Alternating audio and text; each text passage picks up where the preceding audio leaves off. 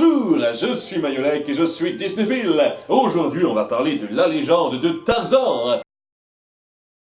Non, pas celle-là. Disney Toon étant au départ une société créatrice de séries télé, il n'est que logique qu'il n'ait pas fait seulement des suites dérivées aux classiques Disney, mais des séries également. En fait, c'est pour lancer la série télé que Aladdin 2 a été créé au départ. La série Tarzan suit d'ailleurs la même dynamique que la série Aladdin, en prenant place après les événements du premier film. De ce fait, je vais être un peu obligé de dévoiler la fin de l'intrigue de Tarzan pour poursuivre. Donc, soyez prévenus si jamais vous ne l'avez pas encore vu. Le méchant Clayton meurt, Kerchak meurt, putain ce film les collectionne les morts violentes. Tarzan prend sa place de chef de meute et Jen décide de rester vivre avec lui, suivi par son père parce que... Bonjour chez nous. Première chose à dire sur cette série, le générique déchire. C'est une accroche en 3 temps qui met vraiment dans le bain. D'abord, on affiche le mystère des dangers de la jungle, puis la situation chaleureuse de notre famille supra-recomposée, et enfin les nombreuses adversités qu'ils doivent affronter. En 39 épisodes, je n'ai pas sauté une seule fois ce générique.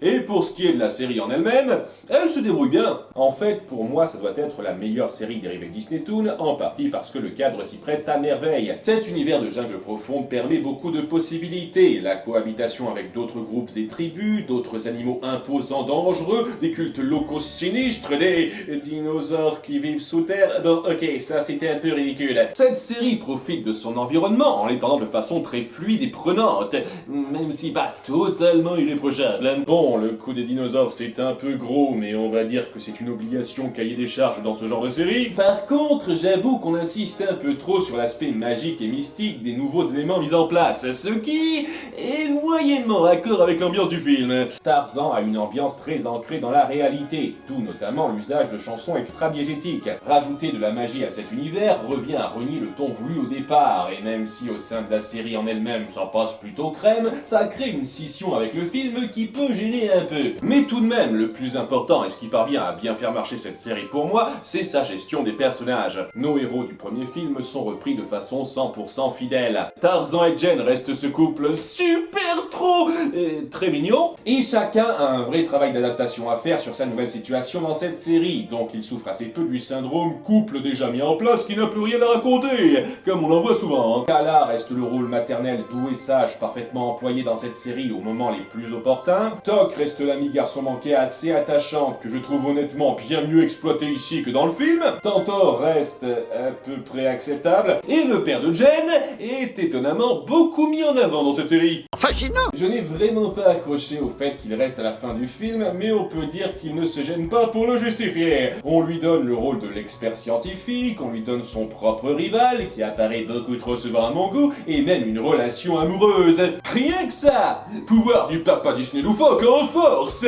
Ils en ont pas fait autant pour le père de Jasmine. Mais cette série nous apporte aussi son lot de nouveaux personnages, quelques-uns dont je me serais passé, mais la plupart, ennemis comme alliés, arrivent à être intéressants et à apporter du neuf à l'univers. Mon préféré parmi ceux-là étant... Renard Dumont, pour vous servir. Facilement l'ajout le plus intelligent de cette série pour moi. Dumont est un personnage neutre, plus intéressé par son profit que par autre chose, mais qui ne cherche pas les embrouilles non plus. Les rhinocéros ont envahi le territoire des gorilles. Ceci est votre problème, ce n'est pas le mien. Je ne m'intéresse pas aux gorilles, que ce soit pour leur faire du mal ou que ce soit pour les aider. On a donc affaire à une personne que Tarzan ne peut pas juste chasser comme ça, mais avec qui il doit cohabiter, en dépit du fait qu'il ne l'apprécie pas. Ça rajoute une dimension un peu moins manichéenne à l'histoire, qui est plus que bienvenue. Et on ne sait jamais vraiment si Dumont participera en bien ou en mal à l'histoire, même s'il faut reconnaître qu'au bout du compte, il se sera avéré plus utile que néfaste. La série joue un peu aussi sur l'évolution des personnages. Tarzan qui se fait à sa nouvelle position de chef, Jen qui s'adapte à son nouveau milieu, les nouvelles relations qu'entraîne sa présence et celle de son père, etc. Ça en fait une série vivante et sans doute la plus ambitieuse des séries dérivées Disney Toon des années 90-2000. Mais ne me faites pas dire ce que je n'ai pas dit, la légende de Tarzan est loin de valoir les meilleures séries existantes, et Disney a fait plus ambitieux que ça ce dernier temps. Elle souffre de plusieurs défauts, le premier étant déjà que même si la majorité des histoires sont bien faites, c'est pas le cas de toutes. Il y a certains épisodes mal écrits dont je me serais volontiers passé. En tête, un mystérieux visiteur qui n'est qu'un pet clip Show, une compilation d'extraits racontés à la va-vite afin d'inspirer un écrivain qui passait par là et qui s'avérera être... Mon garçon, ce livre, c'est de l'or pur. Tarzan, seigneur de la jungle. Écoutez, certains pourront trouver ça flatteur de faire référence à l'écrivain original. Moi, je trouve ça plutôt arrogant de sous-entendre que notre histoire est si géniale qu'elle aurait pu inspirer l'auteur de base. Certaines scènes à part aussi affichent très mal le talent derrière l'œuvre, comme... Apprends-moi, je t'en prie, toi mon ami qui a compris que j'étais seule dans la vie pour la première fois. Regarde-moi, je peux faire comme toi. Je veux faire comme toi. Je veux faire comme toi. Je veux faire comme traverser la jungle.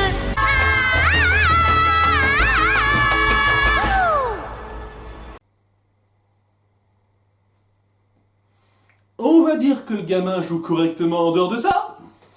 Ça compense pas. Mon second problème concerne l'ordre de diffusion, un truc que je comprendrai jamais chez les séries de cette époque. C'est un cas qu'on retrouve assez fréquemment. Pour une raison qui m'échappe entièrement, la programmation décide de changer l'ordre de diffusion des épisodes. Et ça a beau être des histoires assez indépendantes, ça foire énormément la mise en place de certains trucs. Par exemple, dans un épisode, on nous présente un nouveau gorille venu d'une meute qui cache un certain mystère, et vers les 2/3 de l'épisode, on découvre qu'elle est dirigée par... Alors, avorton sans poil.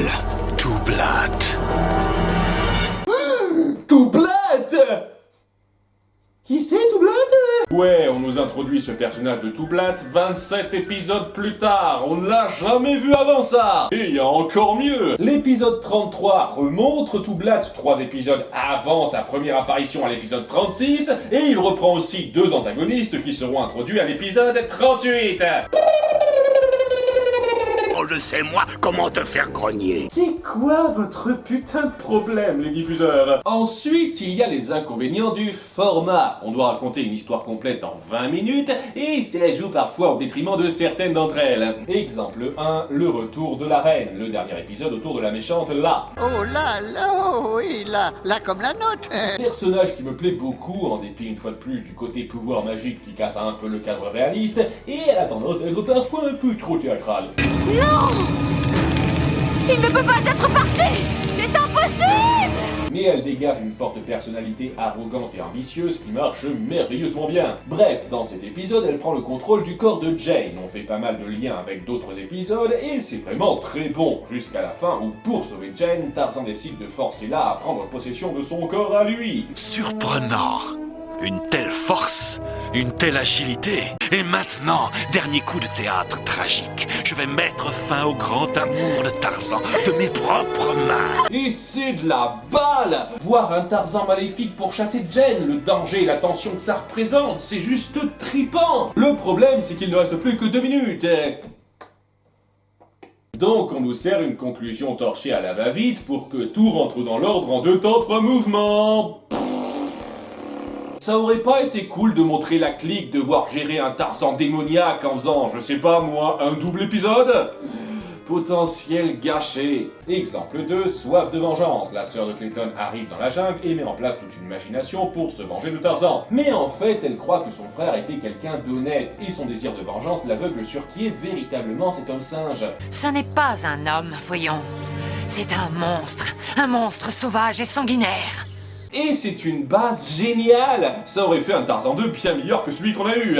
Mais voilà, on doit tout tasser en 20 minutes. Donc tout va trop vite et on a le temps de rien apprécier. Ça va même jusqu'à créer des incohérences, comme Toc et Tantor qui restent bêtement sur place après que Tarzan les a sauvés, alors qu'ils pourraient, je sais pas moi, aider?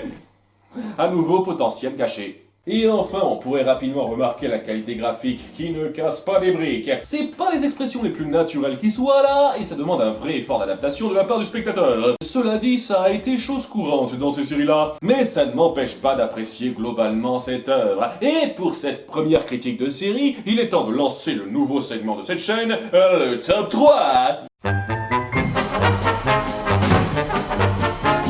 Oui, oui, je fourmille d'idées créatives. Voici rapidement ma liste des 3 meilleurs épisodes de la série, histoire que vous ayez un aperçu de ce qu'elle a de mieux à offrir. Numéro 3, la revanche de Toublat. Ce qui était censé être la première apparition de Toublat. À 4 épisodes de la fin, alors qu'on sent clairement que ça se veut être un des tout premiers épisodes.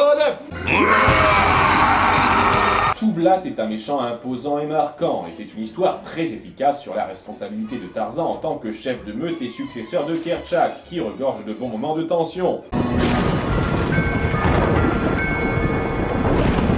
Numéro 2, l'ami d'enfance. J'adore ça quand la série souligne ce que Jen a dû abandonner pour vivre avec Tarzan. Et c'est le mieux illustré dans cet épisode où un de ses anciens amis qui n'augure rien de bon vient leur rendre visite. Robert, te rappelles-tu les cours de danse que nous prenions quand nous étions enfants? Oh, oui.